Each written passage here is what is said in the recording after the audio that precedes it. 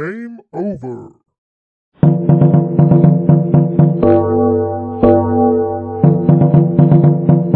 আসসালামু আলাইকুম, সবাইকে ওয়েলকাম করছি আমার আজকের আরও একটা ব্লগ দেখার জন্য। আর যারা ভিডিও দেখা শুরু করেছেন, শুরুতেই সবাই একটা করে লাইক দিয়ে ভিডিওটি কন্টিনিউ করবেন প্লিজ। আমি এসেছি আমার ভাইয়ের বাসায়। আমি আর আমার বোনের মেয়ে বাসায় আছি। আমার ভাবি হচ্ছে আমাদেরকে রেখে সে একটা প্রয়োজনে বাসার বাইরে আছে, 2 দিনের জন্য থাকবে। আর এর মধ্যেই শুক্রবার সকালে আমার বাড়ি থেকে হচ্ছে লোক আসবে, আম্মু আসবে, আপা আসবে, ভাই আসবে। তো আমরা সবাই হচ্ছে নিচে অপেক্ষা করছি, বলল যে বাসার কাছাকাছি চলে এসেছি। তো আমরা হচ্ছে রিসিভ করার জন্য চলে এসেছি নিচে। এই যে গাড়িটাও কিন্তু ঢুকে গিয়েছে। আর এরপরে হচ্ছে মানে অনেক ব্যস্ত আমরা সবাই মিলে, যার জন্য আর কিছু শেয়ার করতে পারিনি। সব কিছু এই যে গাড়ি থেকে নামিয়ে এনেছে, অনেক জিনিস এনেছে, দুধ, ডিম, পেঁয়াজ, সবজি, চাল, অনেক অনেক কিছু এনেছে, সাথে মিষ্টিও এনেছে। অবশ্যই মিষ্টিটা হচ্ছে আমার আপার ছেলে বৃত্তি পেয়েছে 5 থেকে, যার জন্য হচ্ছে মিষ্টি এনেছে। তো মিষ্টি হচ্ছে বের করে আমরা খাচ্ছি। আর আমাদের এই ফ্লোরের আরও অন্যান্য ফ্ল্যাটে হচ্ছে মিষ্টিগুলো দেয়া হচ্ছে। আর কিছু কিছু আমরা এই যে হচ্ছে বস্তা থেকে বের করে নিয়েছি। এত এত জিনিস এনেছে। আমার বাসায় পাঠানো হয়েছে, আরও একটা রিলেটিভের বাসায় পাঠানো হয়েছে। এখানে ভাবির বাসায় আছে, ফ্রিজে জায়গা হচ্ছে না। এই যে সবজিগুলো হচ্ছে এভাবে রেখে আমি কাপড় দিয়ে ঢেকে রেখেছি, না হলে সবজিগুলো শুটা হয়ে যাবে। এই জন্য কি তোমাদের কি ফুটবল ম্যাচ হচ্ছে? কে কয়টা গোল খেয়েছো? কেউ এখনও গোল দিতে পারোনি? আচ্ছা ঠিক আছে, তোমরা সবাই মিলে খেলতে থাকো। আর আমি হচ্ছে তোষির সাথে একটু বাইরে যাচ্ছি, কেউ কিন্তু মারামারি করবে না, ঠিক আছে? ওকে আব্বা, যাই, আমি রেডি হয়ে আসি, তোমরা খেলতে থাকো। তো আমি হচ্ছে একটু রেডি হতে আসছি। আর আমার বোনের মেয়ে ও হচ্ছে চুল আঁচড়াচ্ছিল আয়নার সামনে দাঁড়িয়ে। তো একটু গরম, তো যার জন্য আমি ভাবলাম যে একটু এসিটা ছাড়ি, একটু আরামে রেডি হই, নিচে যাব একটু কাজের জন্য। তো এসিটা ছেড়ে আমরা, যেহেতু এসি ছাড়া হয়েছে, দরজা লাগিয়ে দিয়েছি। তো এই যে আবার বাচ্চাটা এসেছিল, তো ওকে বলছি তুমি বাইরে যাও, আমরা রেডি হব।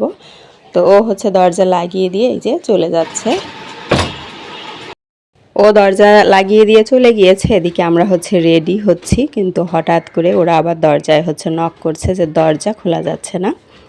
তো আমরা তো কেউ দরজা লাগাইনি, জাস্ট লক আছে, হয়তো লক লেগে গিয়েছে আমরা এটা ভেবেছি। পরে আমি উপরে তাকিয়ে দেখি এই যে সিটকিনি লেগে গিয়েছে, অথচ কেউ কিন্তু আমরা দরজা লাগাইনি।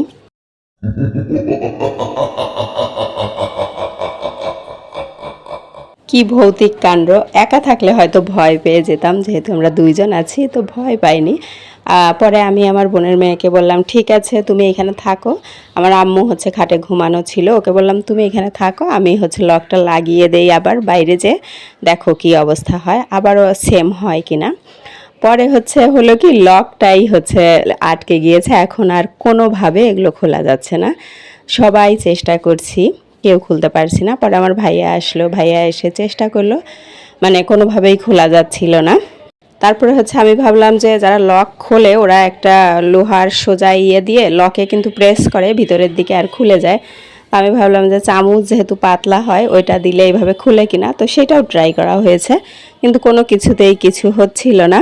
মানে সবাই এক এক করে চেষ্টা করছে, সবাই মিলে চেষ্টা করছে, দরজায় লাথি দেওয়া হচ্ছে, এরপরেও খোলা যায়নি। তো শেষ পর্যন্ত এরকম করতে করতে খুলেছে আর কি। আমার ছেলেটা এর মধ্যে আবার 999-এও ফোন দিতে যাচ্ছিল যে এসে দরজা খুলবে এরকম। পরে আমরা বলছি না, এটা করতে হবে না।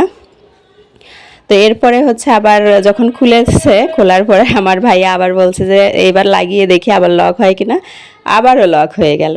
তো এইভাবে করে হচ্ছে পরে আবার কতক্ষণ গুতাগুতি করতে করতে তারপরে হচ্ছে দরজাটা খুললো। তো খোলার পরে এখন ভাইয়া বললো যা, বারবার যেহেতু লক হয়ে যাচ্ছে তাহলে এখন লকটা হচ্ছে খুলতে হবে। অনেকক্ষণ চাপাচাপি করার পরে ফাইনালি কিন্তু দরজাটা খুলেছে। তারপরে হচ্ছে লকটা ভাঙতে হয়েছে, এই যে পুরা লক। দেখি আব্বা, লকের ভিতরে যেটা ছিল এটা ওই যে বের করা হয়ে গিয়েছে। এই হলো অবস্থা, যেহেতু এসি চলে এই জন্য আর লকটা পুরা হচ্ছে খুলে রাখা হয়নি। কি একটা ভৌতিক কাণ্ড ঘটে গেল আসলে আমাদের সাথে। তো আজকের মতো এই পর্যন্তই, সবাই ভালো থাকুন, আল্লাহ হাফেজ।